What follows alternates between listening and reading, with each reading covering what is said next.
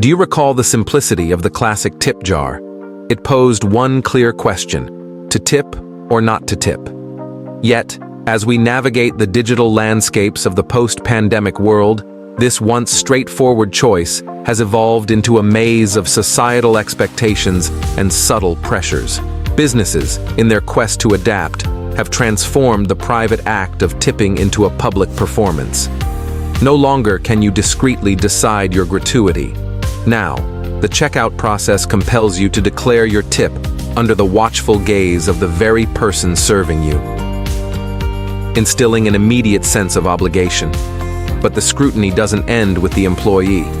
Ingeniously positioned devices ensure that those around you, fellow customers, friends, or strangers, might just sneak a peek at your generosity, or lack thereof. This isn't a mere consequence of technological advancement. It's a meticulously crafted strategy that is referred to as guilt tipping. In this Data Fusion episode, we'll dive into the intriguing world of guilt tipping. We'll trace the roots of tipping, chart its evolution in the US, and uncover how businesses have heightened the guilt factor in tipping practices since the onset of the pandemic. To truly grasp the concept of guilt tipping, we must first journey back to the inception of tipping. Surprisingly, the exact beginnings of this practice remain shrouded in mystery, with several theories vying for acceptance. One prominent theory, presented in the book Tipping: An American Social History of Gratuities, posits that tipping might have its roots in the late Middle Ages. During this period, a lord or a master might offer a servant or laborer a little extra money, either as a gesture of gratitude for exemplary service or out of sheer compassion. Another perspective, offered by the book Tipping for Success: Secrets for How to Get In and Get Great Service, traces tipping back to 16th century England. Here, brass urns inscribed with "to ensure promptness" were a common sight in coffee houses and later, local pubs. Patrons dropped money into these urns to ensure swift and superior service. Many believe the term tip was derived from this acronym, although alternative theories abound. One fact, however, remains undisputed. Europe introduced the US to tipping. In the 19th century, well-to-do Americans, upon returning from their European travels, brought with them the custom of tipping. It was a subtle nod to their overseas adventures and a familiarity with European etiquette. By 1895, while Europeans typically tipped 5% of their bill, Americans were already tipping a generous 10%. But the American tipping culture has witnessed a profound metamorphosis. From being a mere expression of gratitude, it evolved into an obligatory gesture. This evolution can be attributed to the unique economic dynamics in the US, where many tipped workers earn below the minimum wage, making them heavily reliant on tips. Consequently, the societal pressure to tip, irrespective of service quality, has surged. The tipping rate in the US has seen a consistent uptick over the years.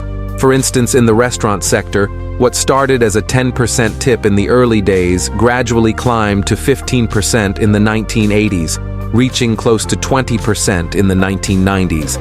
Fast forwarding to the pre-pandemic era, it was not uncommon to see tips ranging between 15 and 25%. Before going any further, let's pause and ask ourselves a simple question.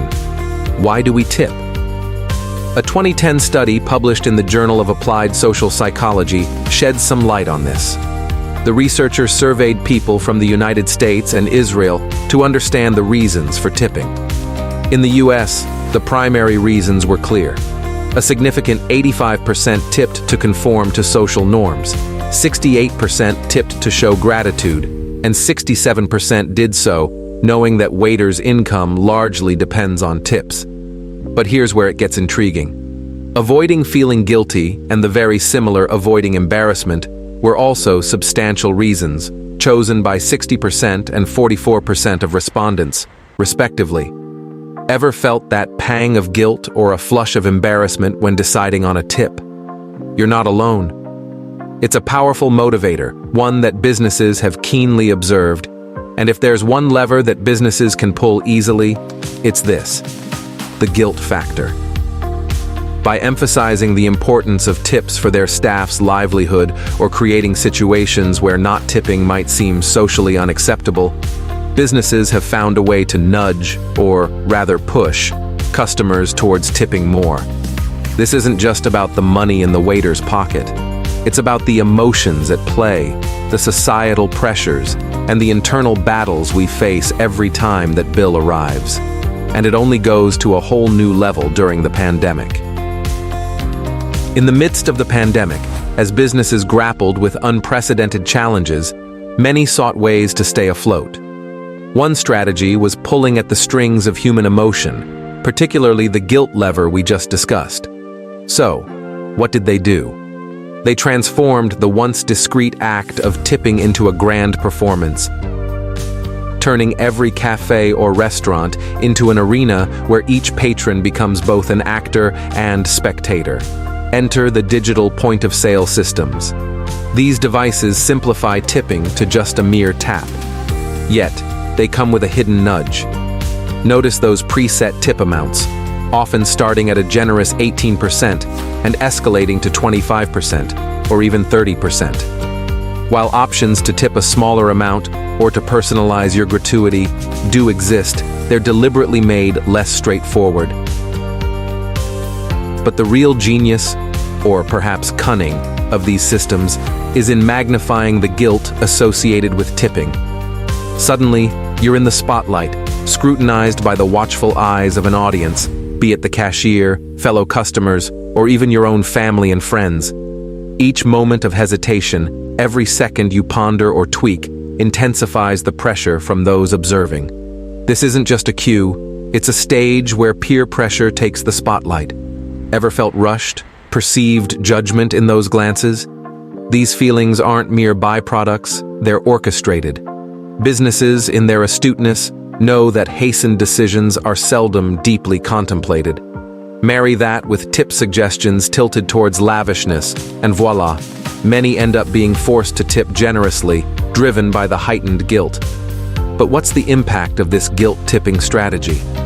Fresh insights from the 2023 U.S. Digital Tipping Culture Survey by Forbes shed light on the matter. The survey polled 2,000 individuals to gauge the U.S. tipping climate. If you felt ensnared by guilt, you're in good company. 1 in 3 respondents said they felt pressured when tipping. Overwhelmed? That's 26%. Then come in embarrassment and guilt, each accounting for 23%, followed by confusion at 20%, and discomfort at 18%. Has guilt tipping swayed our habits? Undoubtedly.